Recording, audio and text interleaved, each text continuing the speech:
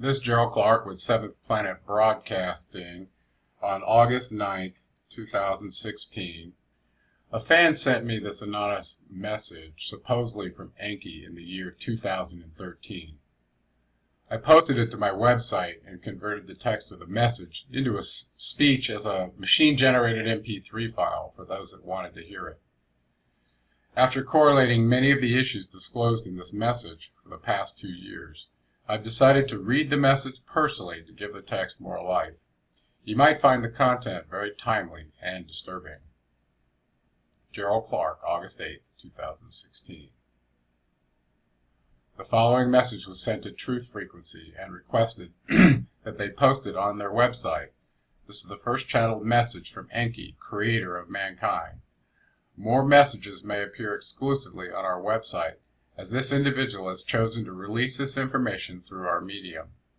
We do not make any claims about the authenticity of channeled information. However, we feel the message is genuine enough in its meaning to at least share it with our audience. It is ultimately up to you to decide the validity of the information.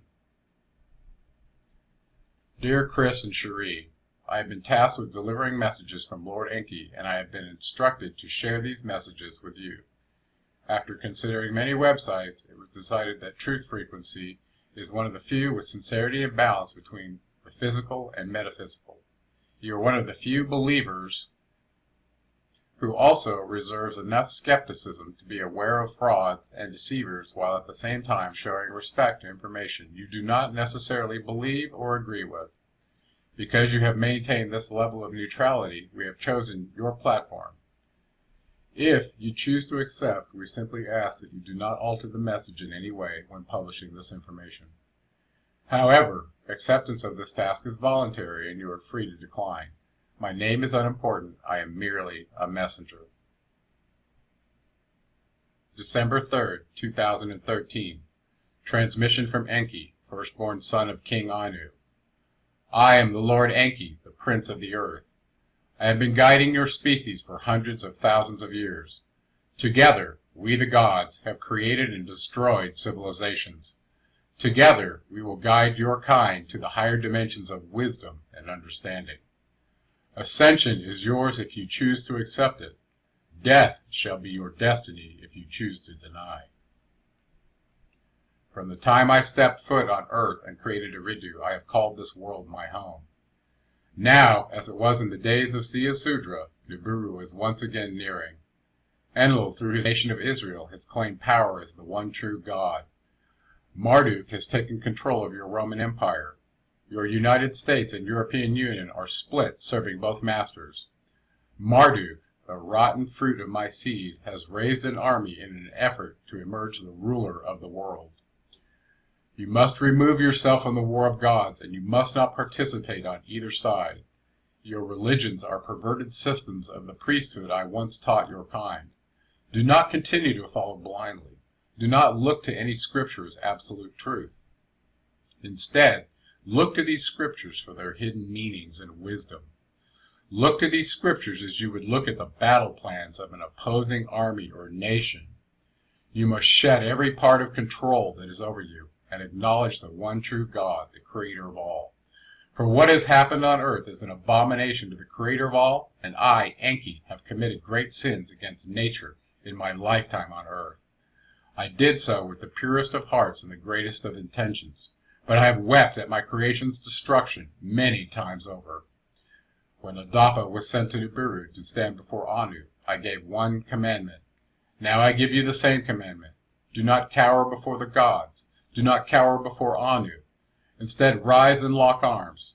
Do not cower before us any longer, for you are now our equals. Anunnaki and mankind have become one. The bond heaven-earth is now yours. In the words of Enlil, when we came to earth, we created man in our image. Their offspring were in our likeness. Now our offspring are in the likeness of mankind. Because of this undeniable truth, you have become the rulers of this world. But deceivers who seek harm upon you have taken the roles in the upper echelons of your society, who together with Marduk have created alliances with beings not of Anunnaki nor of mankind.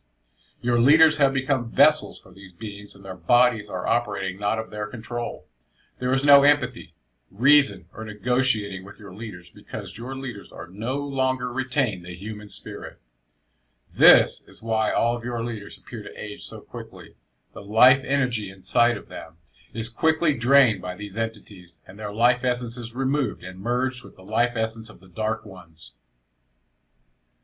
When lots were drawn between myself, Enlil, and Anu, I was designated the ruler of Eridu and the Abzu.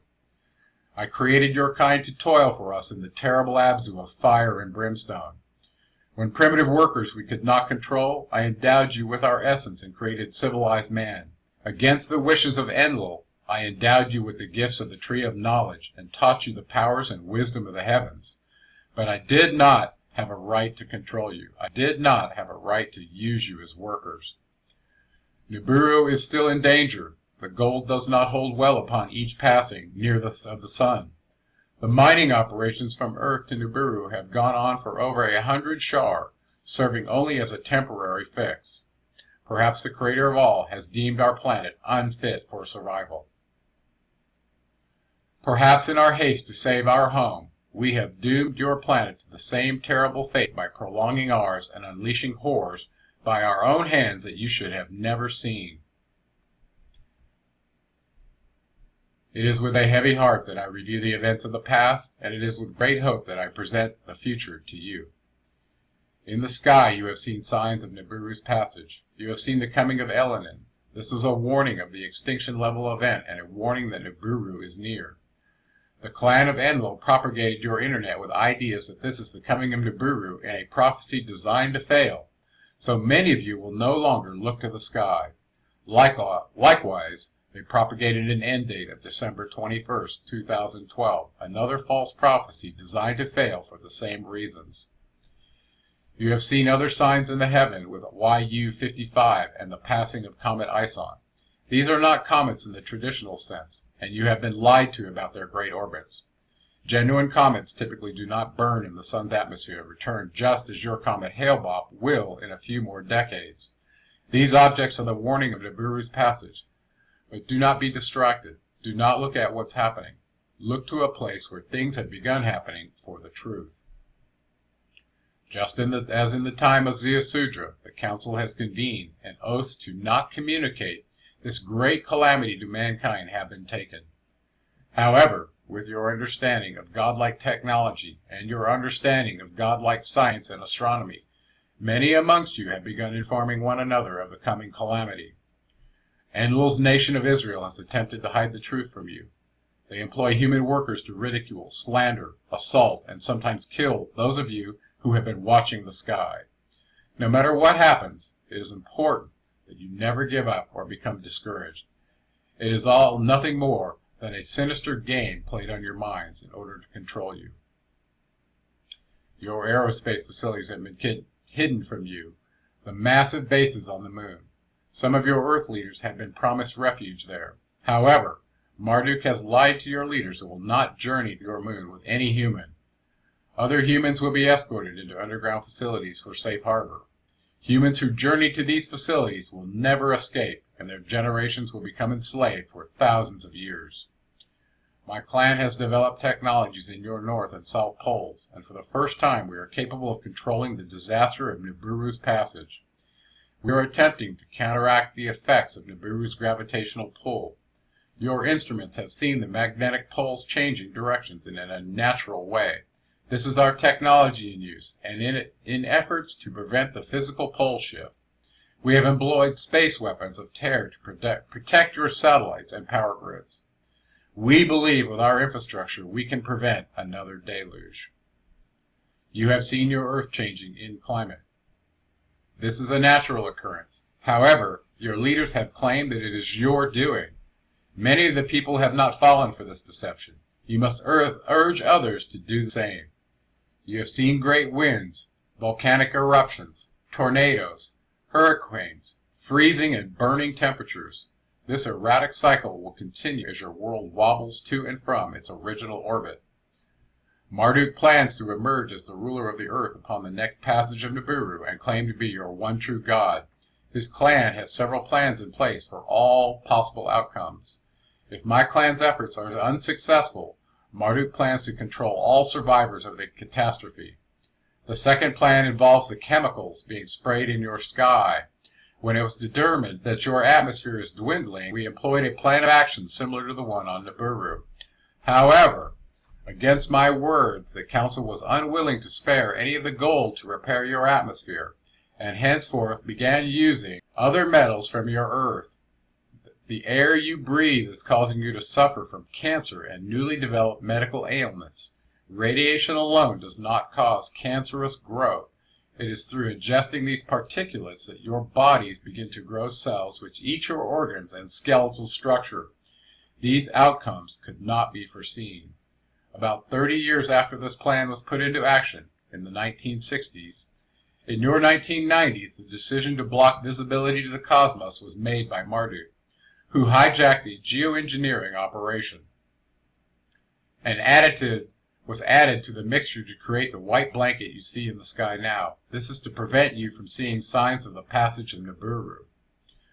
When Marduk became aware of our efforts in your North and South Pole, he ordered his clan to add nanotechnologies to the mixture which bind to your DNA. His clan also developed genetically modified organisms, which are being pushed on your people. These organisms, along with the nanotechnologies you breathe, are designed to depopulate the weaker humans while at the same time changing the DNA structure of your species in an effort to remove the gifts I gave you and turn you back into a primitive worker, capable of taking orders, but incapable of communicating and rebelling. The time has come when you, as mankind, must utilize the gifts I gave you and remember who you are and where you come from. You are civilized man with the ability to raise crops and herd cattle. You must go back to your roots if you want to survive as a free species. Do not trust the food at your markets. Do not eat anything that is packaged or processed. And do not drink water without purifying it first. This is all designed to cloud your mind and change your DNA and the DNA of your offspring. Likewise, do not trust in the medicines from your healers. Instead, look to the healers of the past, the shamans who used energy, prayer, and plants. Many will soon die, whether it is due to the passing of Nibiru or the abominations of Marduk. You must learn to live without attachments, and you must understand your generation's destiny and how important it is to the survival of your species as free and independent beings.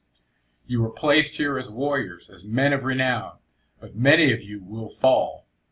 The sacrifices you make here on earth will be the gift you give to the following generations. Do not be afraid. Understand your role and the choices you make. Do not cower before gods or men, and embrace your destiny. I, Enki, will be with you until the end of time.